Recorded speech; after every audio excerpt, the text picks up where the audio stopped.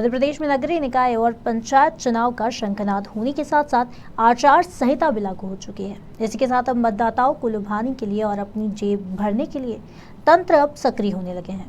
राजधानी लाइव पहले भी इस बारे में बता चुकी है कि इस बात में शायद ही कोई संदेह होगा कि शराब का चुनाव से गहरा नाता है। हो भी क्यों ना, वोटों के लिए शराब की गली मोहल्ले तक पहुंचना और वहां से वोट बनाने की प्रक्रिया कोई आज की बात नहीं। लेकिन मजे की बात तो ये है कि पिछले कई सालों से प्रक्रिया चलती आ रही है। सालों से भोपाल की कुर्सी पर जमे अधिकारियों को अब अपनी कुर्सी का मुंह त्यागना बहुत मुश्किल लग रहा है। सालों से जमे इन अधिकारियों को अब बाहर का रास्ता दिखाया जाना चाहिए। इसी को लेकर राजधानी लाइव ने शिकायती पत्र भी भेजा है। इस शिकायती पत्र को लेकर निर्वाचन आयोग के उप सचिव राजकुमार खत्री ने आबकारी आयुक्त मोती महल ग्वालियर को पत्र लिखकर 12 अफसरों की लिस्ट थमाई है, जिसमें उनकी पदस्थापना की तारीख भी लिखी गई है। साथ ही उन्हें तत्काल राजधानी से बाहर फेंके जाने के लिए निर्देशित भी किया गया है। इस पत्र में साफ तौर पर निर्देशित किया गया है कि भोपाल में सालों से जमे अधिकारियों द्वारा किए जा रहे भ्रष्टाचार एवं आगामी निकाय चुनाव के चलते इन्हें तत्काल जिले से बाहर स्थानांतरण किए जाने के संबंध में पत्र लिखा गया, लेकिन अब तक उन पर किसी भी प्रकार की कोई कार्यवाही नहीं की गई, जिससे अधिकारियों और प्रशासनिक कर्मचारियों की मंशा साफ जाहिर होती है। उक्त पत्र 4 जून को भेजा गया था और आज दिनांक तक उपरोक्त विषय पर कोई कार्यवाही नहीं की जाना अपने आप में एक सवालिया निशान खड़ा करती है।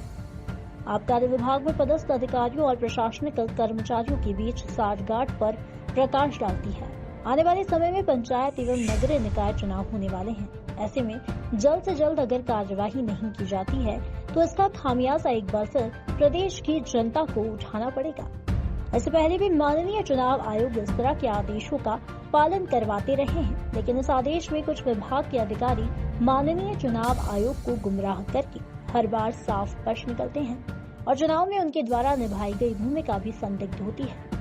अधिकारी चुनाव में किसी न किसी पक्ष को फायदा पहुंचाने की लालसा या उनसे प्रभावित होकर चुनाव शराब को गली मोहल्ले तक और गांव-गांव तक भेजकर प्रभावित करते हैं।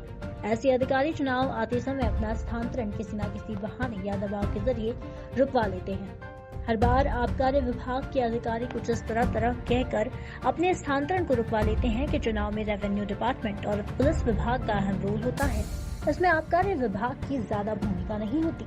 ऐसे में आबकारी विभाग के कुछ अधिकारी जो कि 10 वर्षों से राजधानी में अपने पैर जमाए हैं। इसी प्रकार मध्य प्रदेश में जिस जिले में अधिकारी की साठगांठ है वो वर्षों से उसी जिले में नौकरी कर रहा है और साथ ही शराब माफिया और राजनीतिक लोगों के साथ व्यापार भी ऐसे अधिकारी माननीय चुनाव आयोग को गुमराह कर अपना स्थानांतरण रुकवा लेते हैं और माफियाओं से भी कहीं न कहीं उनकी मिलीभगत हो जाती है, जिसके चलते चुनाव में अधिकारी और राजनीतिक एवं माफियाओं की साठगांठ से गली मोहल्ले और गांव-गांव में शराब पहुंचाई जाती है।